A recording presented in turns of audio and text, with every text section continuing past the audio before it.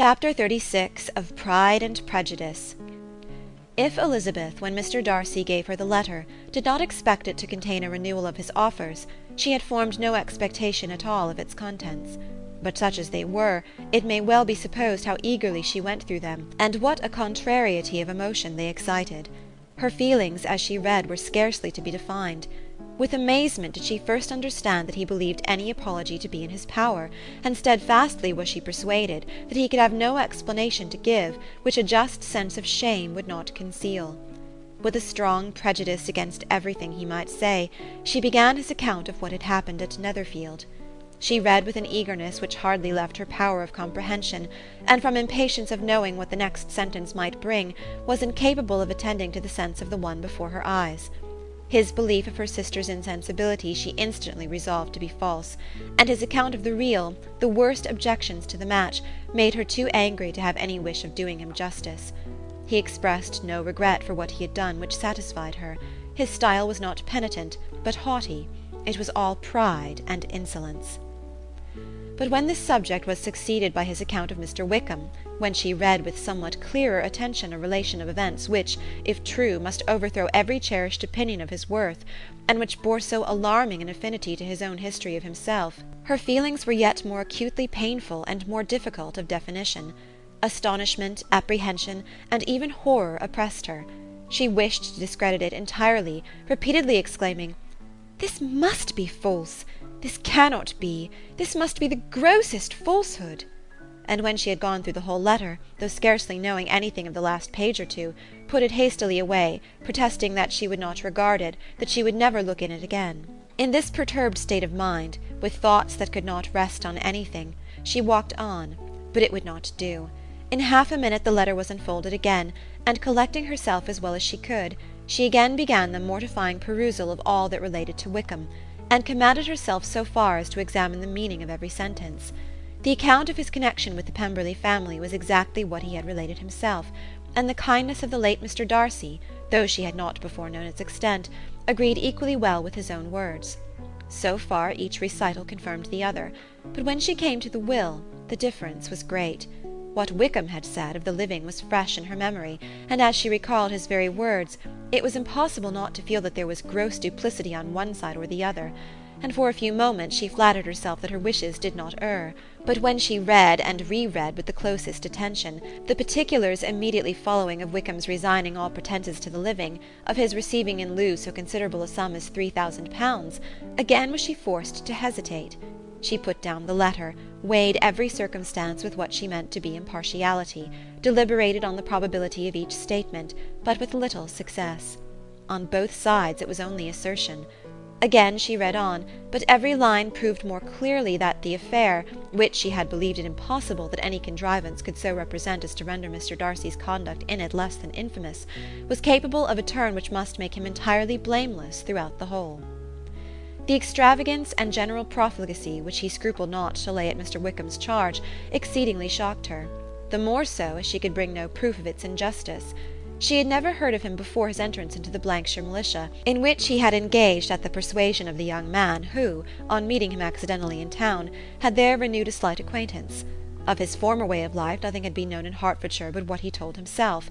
As to his real character, had information been in her power, she had never felt a wish of inquiring. His countenance, voice, and manner had established him at once in the possession of every virtue. She tried to recollect some instance of goodness, some undistinguished trait of integrity or benevolence, that might rescue him from the attacks of Mr. Darcy, or at least, by the predominance of virtue, atone for those casual errors under which she would endeavour to class what Mr. Darcy had described as the idleness and vice of many years' continuance. But no such recollection befriended her. She could see him instantly before her, in every charm of air and address, but she could remember no more substantial good than the general approbation of the neighbourhood, and the regard which his social powers had gained him in the mess. After pausing on this point a considerable while, she once more continued to read. But alas! the story which followed, of his designs on Miss Darcy, received some confirmation from what had passed between Colonel Fitzwilliam and herself only the morning before, and at last she was referred for the truth of every particular to Colonel Fitzwilliam himself, from whom she had previously received the information of his near concern in all his cousin's affairs, and whose character she had no reason to question. At one time she had almost resolved on applying to him, but the idea was checked by the awkwardness of the application, and at length wholly banished by the conviction that Mr. Darcy would never have hazarded such a proposal if he had not been well assured of his cousin's corroboration. She perfectly remembered everything that had passed in conversation between Wickham and herself, in their first evening at Mr. Phillips's. Many of his expressions were still fresh in her memory. She was now struck with the impropriety of such communications to a stranger, and wondered it had escaped her before. She saw the indelicacy of putting himself forward as he had done, and the inconsistency of his professions with his conduct. She remembered that he had boasted of having no fear of seeing Mr. Darcy, that Mr. Darcy might leave the country, but that he should stand his ground. Yet he had avoided the Netherfield ball the very next week. She remembered also that, till the Netherfield family had quitted the country, he had told his story to no one but herself, and that after their removal it had been everywhere discussed, that he had then no reserves, no scruples in sinking Mr. Darcy's character, though he had assured her that respect for the father would always prevent his exposing the son. How differently did everything now appear in which he was concerned! His attentions to Miss King were now the consequence of views solely and hatefully mercenary, and the mediocrity of her fortune proved no longer the moderation of his wishes, but his eagerness to grasp at anything. His behaviour to herself could now have had no tolerable motive. He had either been deceived with regard to her fortune, or had been gratifying his vanity by encouraging the preference which she believed she had most incautiously shown. Every lingering struggle in his favour grew fainter and fainter, and in farther justification of Mr. Darcy, she could not but allow Mr. Bingley, when questioned by Jane, had long ago asserted his blamelessness in the affair, that proud and repulsive as were his manners, she had never, in the whole course of their acquaintance, an acquaintance which had latterly brought them much together, and given her a sort of intimacy with his ways, seen anything that betrayed him to be unprincipled or unjust, anything that spoke him of irreligious or immoral habits, that among his own connections he was esteemed and valued, that even Wickham had allowed him merit as a brother, and that she had often heard him speak so affectionately of his sister as to prove him capable of some amiable feeling, that had his actions been what Mr. Wickham represented them, so gross a violation of everything right could hardly have been concealed from the world, and that friendship between a person capable of it and such an amiable man as Mr. Bingley was incomprehensible.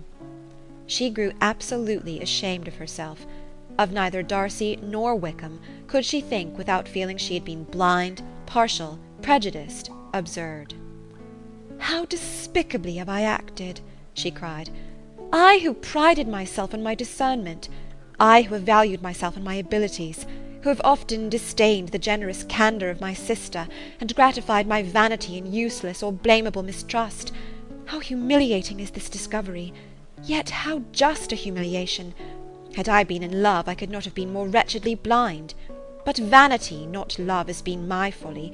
Pleased with the preference of one, and offended by the neglect of the other, on the very beginning of our acquaintance, I have courted prepossession and ignorance, and driven reason away where either were concerned. Till this moment I never knew myself." From herself to Jane, from Jane to Bingley, her thoughts were in a line which soon brought to her recollection that Mr. Darcy's explanation there had appeared very insufficient, and she read it again. Widely different was the effect of a second perusal. How could she deny that credit to his assertions in one instance which she had been obliged to give it in the other?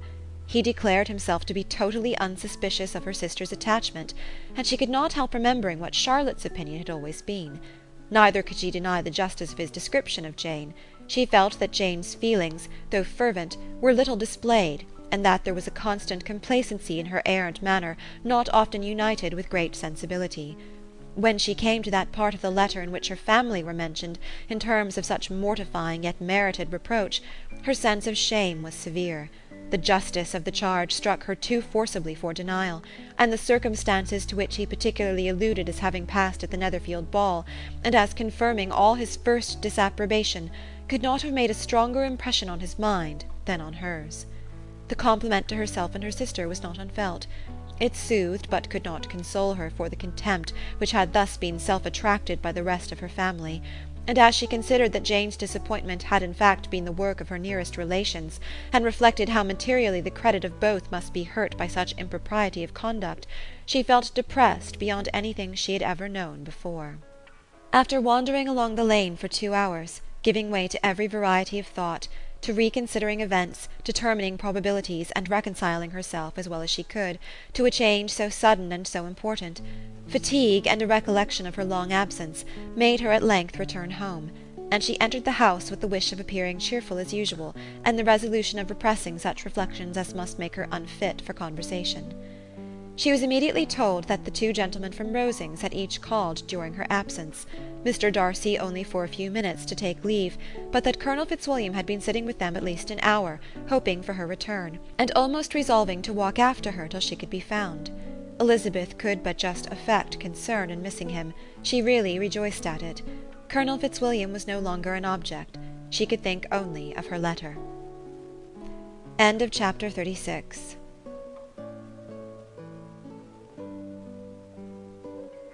Chapter 37 of Pride and Prejudice.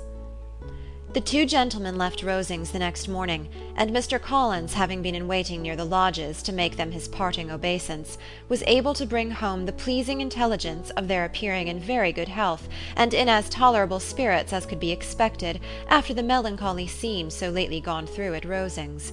To Rosings he then hastened, to console Lady Catherine and her daughter, and on his return brought back, with great satisfaction, a message from her ladyship, importing that she felt herself so dull as to make her very desirous of having them all to dine with her. Elizabeth could not see Lady Catherine without recollecting that, had she chosen it, she might by this time have been presented to her as her future niece, nor could she think without a smile of what her ladyship's indignation would have been. What would she have said? How would she have behaved? Were questions with which she amused herself. Their first subject was the diminution of the Rosings party. "I assure you I feel it exceedingly," said Lady Catherine. "I believe no one feels the loss of friends so much as I do, but I am particularly attached to these young men, and know them to be so much attached to me. They were excessively sorry to go, but so they always are. The dear Colonel rallied his spirits tolerably till just at last, but Darcy seemed to feel it most acutely, more, I think, than last year. His attachment to Rosings certainly increases." Mr. Collins had a compliment and an allusion to throw in here, which were kindly smiled on by the mother and daughter. Lady Catherine observed after dinner that Miss Bennet seemed out of spirits, and immediately accounting for it by herself, by supposing that she did not like to go home again so soon, she added, "But if that is the case, you must write to your mother and beg that you may stay a little longer. Mrs. Collins will be very glad of your company, I am sure." "I am much obliged to your ladyship for your kind invitation," replied Elizabeth, "but it is not in my power to accept it. I must be in town next Saturday." "Why, at that rate you will have been here only 6 weeks. I expected you to stay 2 months. I told Mrs. Collins so before you came. There can be no occasion for your going so soon. Mrs. Bennet could certainly spare you for another fortnight." "But my father cannot. He wrote last week to hurry my return." "Oh, your father of course may spare you if your mother can. Daughters are never of so much consequence to a father. And if you will stay another month complete, it will be in my power to take one of you as far as London, for I am going there in early June, for a week, and as Dawson does not object to the barouche box, there will be very good room for one of you. And indeed, if the weather should happen to be cool, I should not object to taking you both, as you are neither of you large." "You are all kindness, madam, but I believe we must abide by our original plan." Lady Catherine seemed resigned. "Mrs. Collins, you must send a servant with them. You know I always speak my mind, and I cannot bear the idea of 2 young women travelling post by themselves. It is highly improper. You must contrive to send somebody. I have the greatest dislike in the world to that sort of thing. Young women should always be properly guarded and attended, according to their situation in life. When my niece Georgiana went to Ramsgate last summer, I made a point of her having 2 men-servants to go with her. Miss Darcy, the daughter of Mr. Darcy of Pemberley, and Lady Anne, could not have appeared with propriety in a different manner. I am excessively attentive to all those things. You must send John with the young ladies, Mrs. Collins. I am glad it occurred to me to mention it, for it would really be discreditable to you to let them go alone." "My uncle is to send a servant for us." "Oh, your uncle? He keeps a manservant, does he? I am very glad you have somebody who thinks of these things. Where shall you change horses? Oh, Bromley, of course. If you mention my name at the bell, you will be attended to." Lady Catherine had many other questions to ask respecting their journey, and as she did not answer them all herself, attention was necessary, which Elizabeth believed to be lucky for her, or with a mind so occupied she might have forgotten where she was. Reflection must be reserved for solitary hours. Whenever she was alone she gave way to it as the greatest relief, and not a day went by without a solitary walk, in which she might indulge in all the delight of unpleasant recollections. Mr. Darcy's letter she was in a fair way of soon knowing by heart. She studied every sentence, and her feelings towards its writer were at times widely different. When she remembered the style of his address, she was still full of indignation, but when she considered how unjustly she had condemned and upbraided him, her anger was turned against herself, and his disappointed feelings became the object of compassion. His attachment excited gratitude, his general character respect, but she could not approve him, nor could she for a moment repent her refusal, or feel the slightest inclination ever to see him again. In her own past behaviour there was a constant source of vexation and regret, and in the unhappy defects of her family a subject of yet heavier chagrin. They were hopeless of remedy. Her father, contented with laughing at them, would never exert himself to restrain the wild giddiness of his youngest daughters, and her mother, with manners so far from right herself, was entirely insensible of the evil. Elizabeth had frequently united with Jane in an endeavour to check the imprudence of Catherine and Lydia, but while they were supported by their mother's indulgence, what chance could there be of improvement? Catherine, weak-spirited, irritable, and completely under Lydia's guidance, had been always affronted by their advice, and Lydia, self-willed and careless, would scarcely give them a hearing. They were ignorant, idle, and vain. While there was an officer in Meryton they would flirt with him, and while Meryton was within a walk of Longbourn they would be going there for ever. Anxiety on Jane's behalf was another prevailing concern, and Mr. Darcy's explanation, by restoring Bingley to all her former good opinion, heightened the sense of what Jane had lost. His affection was proved to have been sincere, and his conduct cleared of all blame, unless any could attach to the implicitness of his confidence in his friend. How grievous, then, was the thought that, of a situation so desirable in every respect, so replete with advantage, so promising for happiness, Jane had been deprived, by the folly and indecorum of her own family. When to these recollections was added the development of Wickham's character, it may be easily believed that the happy spirits which had seldom been depressed before were now so much affected as to make it almost impossible for her to appear tolerably cheerful. Their engagements at Rosings were as frequent during the last week of her stay as they had been at first. The very last evening was spent there, and her ladyship again inquired minutely into the particulars of their journey, gave them directions as to the best method of packing, and was so urgent on the necessity of placing gowns in the only right way, that Maria thought herself obliged, on her return, to undo all the work of the morning, and pack her trunk afresh. When they parted, Lady Catherine, with great condescension, wished them a good journey, and invited them to come to Hunsford again next year, and Miss de Bourgh exerted herself so far as to curtsy and hold out her hand to both. End of chapter 37.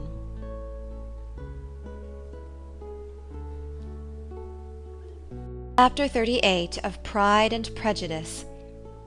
On Saturday morning Elizabeth and Mr. Collins met for breakfast a few minutes before the others appeared, and he took the opportunity of paying the parting civilities which he deemed indispensably necessary. "I know not, Miss Elizabeth," said he, "whether Mrs. Collins has yet expressed her sense of your kindness in coming to us, but I am very certain you will not leave the house without receiving her thanks for it. The favour of your company has been much felt, I assure you. We know how little there is to tempt anyone to our humble abode. Our plain manner of living, our small rooms and few domestics, and the little we see of the world, must make Hunsford extremely dull to a young lady like yourself, but I hope you will believe us grateful for the condescension, and that we have done everything in our power to prevent your spending your time unpleasantly." Elizabeth was eager with her thanks and assurances of happiness. She had spent 6 weeks with great enjoyment, and the pleasure of being with Charlotte, and the kind attentions she had received, must make her feel the obliged. Mr. Collins was gratified, and with a more smiling solemnity replied, "It gives me great pleasure to hear that you have passed your time not disagreeably. We have certainly done our best, and most fortunately having it in our power to introduce you to very superior society, and from our connection with Rosings, the frequent means of varying the humble home scene, I think we may flatter ourselves that your Hunsford visit cannot have been entirely irksome.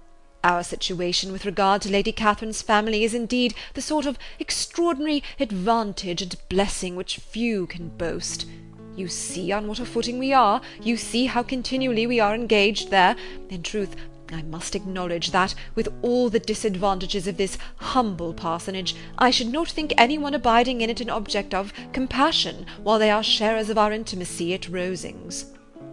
Words were insufficient for the elevation of his feelings, and he was obliged to walk about the room, while Elizabeth tried to unite civility and truth in a few short sentences. "You may, in fact, carry a very favourable report of us into Hertfordshire, my dear cousin. I flatter myself, at least, that you will be able to do so. Lady Catherine's great attentions to Mrs. Collins you have been a daily witness of, and altogether, I trust, it does not appear that your friend has drawn an unfortunate... but on this point it will be as well to be silent. Only let me assure you, my dear Miss Elizabeth, that I can from my heart most cordially wish you equal felicity in marriage. My dear Charlotte and I have but one mind and one way of thinking. There is in everything a most remarkable resemblance of character and ideas between us. We seem to have been designed for each other." Elizabeth could safely say that it was a great happiness where that was the case, and with equal sincerity could add that she firmly believed and rejoiced in his domestic comforts. She was not sorry, however, to have the recital of them interrupted by the lady from whom they sprang. Poor Charlotte! It was melancholy to leave her to such society, but she had chosen it with her eyes open, and though evidently regretting that her visitors were to go, she did not seem to ask for compassion. Her home and her housekeeping, her parish and her poultry, and all their dependent concerns, had not yet lost their charms.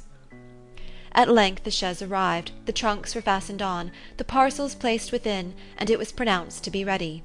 After an affectionate parting between the friends, Elizabeth was attended to the carriage by Mr. Collins, and as they walked down the garden he was commissioning her with his best respects to all her family, not forgetting his thanks for the kindness he had received at Longbourn in the winter, and his compliments to Mr. and Mrs. Gardiner, though unknown. He then handed her in, Maria followed, and the door was on the point of being closed, when he suddenly reminded them, with some consternation, that they had hitherto forgotten to leave any message for the ladies at Rosings.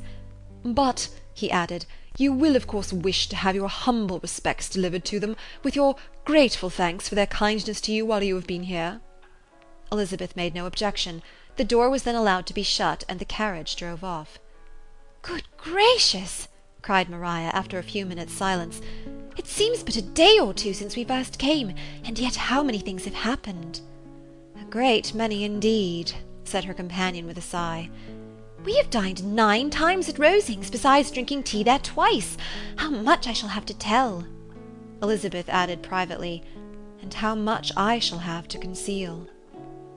Their journey was performed without much conversation or any alarm, and within 4 hours of their leaving Hunsford they reached Mr. Gardiner's house, where they were to remain a few days.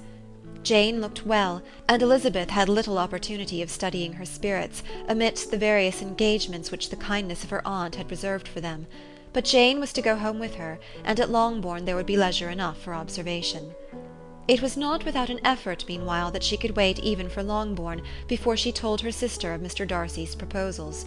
To know that she had the power of revealing what would so exceedingly astonish Jane, and must at the same time so highly gratify whatever of her own vanity she had not yet been able to reason away, was such a temptation to openness as nothing could have conquered the state of indecision which she remained as to the extent of what she should communicate. and her fear, if she once entered on the subject, of being hurried into repeating something of Bingley, which might only grieve her sister further.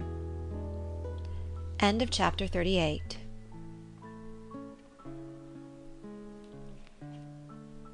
Chapter 39 of Pride and Prejudice. It was the second week in May, in which the three young ladies set out together from Gracechurch Street for the town of Blank, in Hertfordshire, and as they drew near the appointed inn where Mr. Bennet's carriage was to meet them, they quickly perceived, in token of the coachman's punctuality, both Kitty and Lydia looking out of a dining-room upstairs. These two girls had been above an hour in the place, happily employed in visiting an opposite milliner, watching the sentinel on guard, and dressing a salad and cucumber. After welcoming their sisters, they triumphantly displayed a table set out with such cold meat as an inn larder usually affords, exclaiming, "Is not this nice? Is not this an agreeable surprise?" "And we mean to treat you all," added Lydia, "but you must lend us the money, for we have just spent ours at the shop out there." Then showing her purchases, "Look here, I've bought this bonnet. I do not think it is very pretty, but I thought I might as well buy it as not. I shall pull it to pieces as soon as I get home, and see if I can make it up any better." And when her sisters abused it as ugly, she added with perfect unconcern, "Oh, but there were 2 or 3 much uglier in the shop, and when I have bought some prettier coloured satin to trim it with fresh, I think it will be very tolerable. Besides, it will not much signify what one wears this summer, after the Blankshire have left Meryton, and they are going in a fortnight." "Are they indeed?" cried Elizabeth with the greatest satisfaction. "They are going to be encamped near Brighton, and I do so want papa to take us all there for the summer. It would be such a delicious scheme, and I dare say it would cost hardly anything at all. Mamma would like to go too, of all things. Only think what a miserable summer else we shall have." Yes, thought Elizabeth, that would be a delightful scheme indeed, and completely do for us at once. Good heaven! Brighton, and a whole camp full of soldiers to us, who have been overset already by one poor regiment of militia and the monthly balls of Meryton. "Now I have got some news for you," said Lydia, as they sat down at table. "What do you think? It is excellent news, capital news, and about a certain person we all like." Jane and Elizabeth looked at each other, and the waiter was told he need not stay. Lydia laughed and said, "Ay, that is just like your formality and discretion. You thought the waiter must not hear, as if he cared. I dare say he often hears worse things said than I am going to say. But he is an ugly fellow. I am glad he's gone. I never saw such a long chin in my life. Well, but now for my news. It is about dear Wickham. Too good for the waiter, is it not? There is no danger of Wickham's marrying Mary King. There's for you. She is gone down to her uncle at Liverpool, gone to stay. Wickham is safe." "And Mary King is safe," added Elizabeth. "Safe from a connection imprudent as to fortune." "She is a great fool for going away if she liked him." "But I hope there is no strong attachment on either side," said Jane. "I am sure there is not on his. I will answer for it. He never cared 3 straws about her. Who could, about such a nasty, freckled little thing?" Elizabeth was shocked to think that, however incapable of such coarseness of expression herself, the coarseness of the sentiment was little other than her own breast had harboured and fancied liberal. As soon as all had ate, and the elder ones paid, the carriage was ordered, and after some contrivance, the whole party, with all their boxes, work-bags, and parcels, and the unwelcome addition of Kitty and Lydia's purchases, were seated in it. "How nicely we are all crammed in!" cried Lydia. "I am glad I bought my bonnet, if it is only for the fun of having another bandbox. Well, now let us be quite comfortable and snug, and talk and laugh all the way home. And in the first place, let us hear what has happened to you all since you went away. Have you seen any pleasant men? Have you had any flirting? I was in great hopes that one of you'd have got a husband before you came back. Jane will be quite an old maid soon, I declare. She's almost 23. Lord, how ashamed I should be of not being married before 23. My Aunt Phillips wants you so to get husbands, you can't think. She says Lizzie had better have taken Mr. Collins, but I do not think there would have been any fun in it. Lord, how I should like to be married before any of you, and then I would chaperone you about to all the balls. Dear me, we had such a good piece of fun the other day at Colonel Forster's. Kitty and me were to spend the day there, and Mrs. Forster promised to have a little dance in the evening. By the by, Mrs. Forster and me are such friends, and so she asked the 2 Harringtons to come, but Harriet was ill, and so Pen was forced to come by herself. And then what do you think we did? We dressed up Chamberlain in women's clothes on purpose to pass for a lady. Only think what fun! Not a soul knew of it but Colonel and Mrs. Forster and Kitty and me.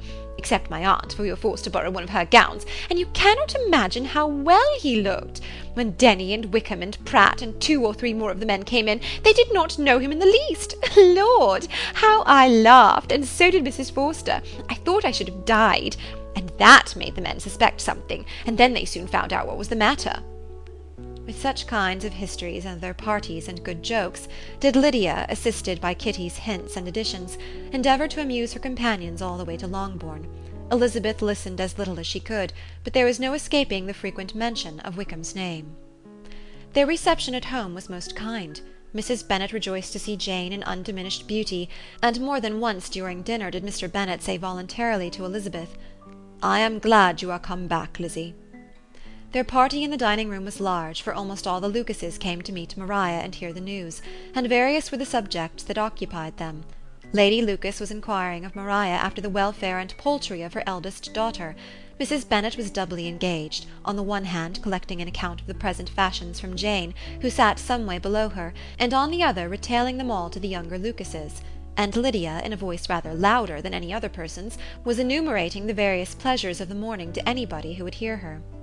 "Oh, Mary," said she, "I wish you had gone with us, for we had such fun. As we went along, Kitty and I drew up the blinds, and pretended there was nobody in the coach, and I should have gone so all the way, if Kitty had not been sick, and when we got to the George, I do think we behaved very handsomely, for we treated the other 3 with the nicest cold luncheon in the world, and if you would have gone, we would have treated you too. And then we came away, it was such fun, I thought we never should have got into the coach, I was ready to die of laughter. And then we were so merry all the way home. We talked and laughed so loud that anybody might have heard us 10 miles off." To this, Mary very gravely replied, "Far be it from me, my dear sister, to depreciate such pleasures. They would doubtless be congenial with the generality of female minds, but I confess they would have no charms for me. I should infinitely prefer a book." But of this answer Lydia heard not a word. She seldom listened to anybody for more than half a minute, and never attended to Mary at all. In the afternoon Lydia was urgent with the rest of the girls to walk to Meryton, and to see how everybody went on, but Elizabeth steadily opposed the scheme. It should not be said that the Miss Bennets could not be at home half a day before they were in pursuit of the officers. There was another reason too for her opposition. She dreaded seeing Mr. Wickham again, and was resolved to avoid it as long as possible. The comfort to her of the regiment's approaching removal was indeed beyond expression. In a fortnight they were to go, and once gone, she hoped there could be nothing more to plague her on his account. She had not been many hours at home before she found that the Brighton scheme, of which Lydia had given them a hint at the inn, was under frequent discussion between her parents. Elizabeth saw directly that her father had not the smallest intention of yielding, but his answers were at the same time so vague and equivocal that her mother, though often disheartened, had never yet despaired of succeeding at last. End of chapter 39.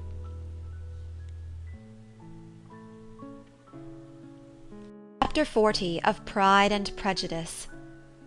Elizabeth's impatience to acquaint Jane with what had happened could no longer be overcome, and at length, resolving to suppress every particular in which her sister was concerned, and preparing her to be surprised, she related to her the next morning the chief of the scene between Mr. Darcy and herself.